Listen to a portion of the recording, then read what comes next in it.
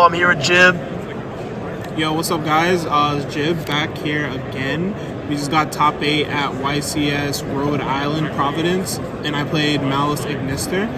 So for the shout-outs, I'd like to shout out obviously my team and sponsors, Team JNC, and all of our respected associates. I'd like to also shout out the MB's Discord. That's where I did most of my testing for this event. I'd also like to shout out JJ, Trey, and Santi for letting me borrow cards. Shout out to Pac. Shout out to Ryan. Shout out to Mikey. Shout out to everybody and Eddie. Everybody who drove up here with me. Shout out to Jug.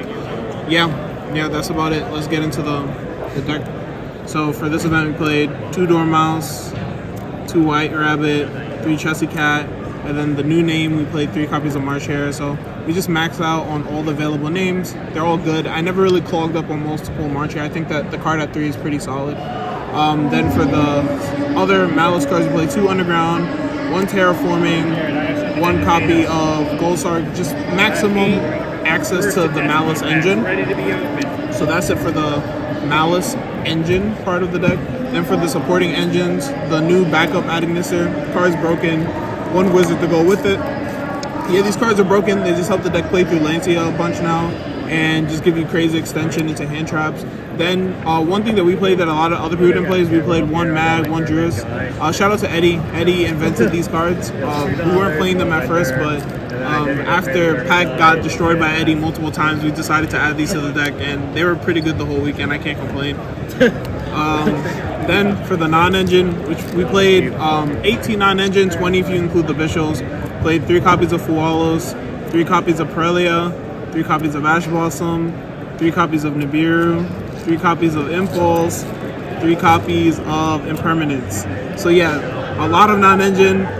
A lot of the decks this format, at least for Malice, and every deck pretty much is kind of taking like a Mermail style approach with their remaining 6 Charmies, because the Malice deck is just really hard to stop with value hand traps, like 1-for-1 trading. So you just really want to flood them and make them end on a half board. And it worked. I didn't really complain about the Charmies until top 8 when I opened Prelia, Fulos going first, and I had to pass. So yeah, that was fun.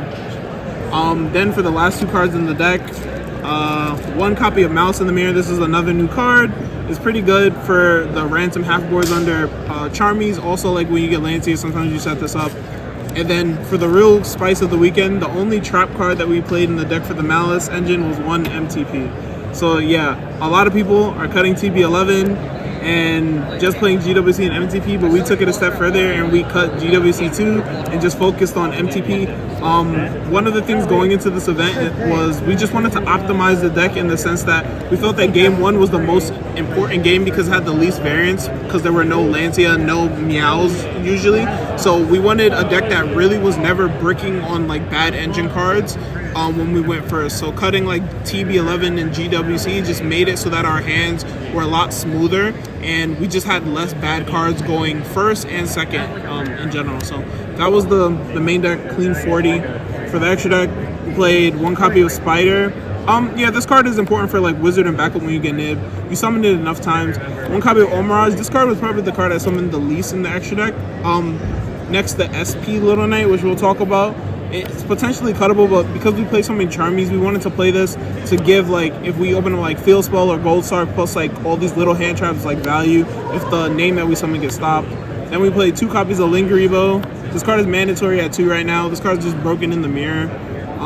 Yeah, so that's it for the Link 1s. Link 2s, we played Dark. This card's crazy. A lot of people are cutting it, but it's important, especially with the Bishtals and stuff that we play in the side deck, in order to gain value with your opponent's monsters. Then we played 1 copy of Haggard Lizardos. You still play this card. You don't summon it as much. You usually want to go through Splash, but it's still needed for like openers where you have like Nibiru and like weird stuff on the board.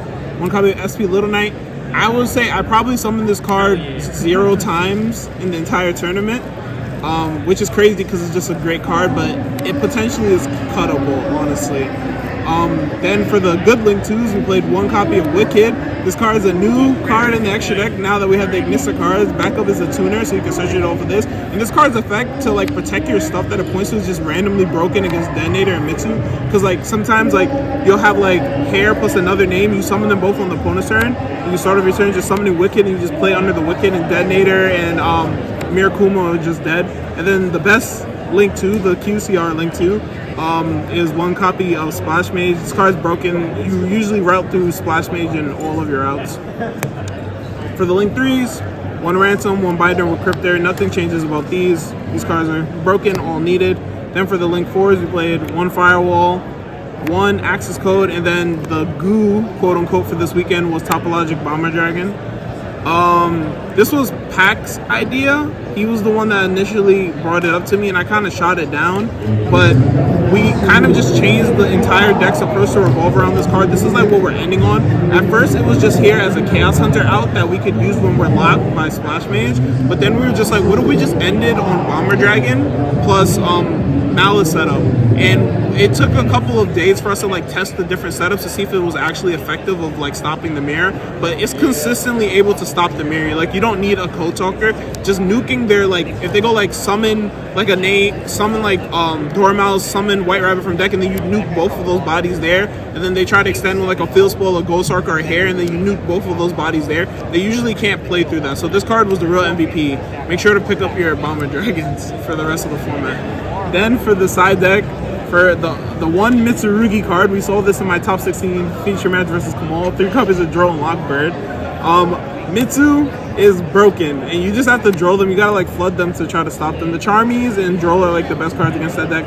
Obviously, Droll's a little bit better.